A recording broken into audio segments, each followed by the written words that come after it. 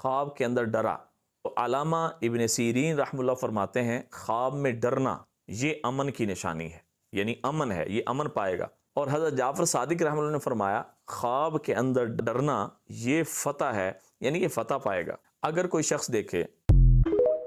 اگر خواب میں دیکھا کہ موت کا فرشتہ ہے، اسرائیل آ گیا، اس نے موت کے فرشتے کو دیکھ لیا، تو یہ علامت ہے اس بات کی کہ اس کے اوپر مصیبت آئے گی، یہ بیمار ہوگا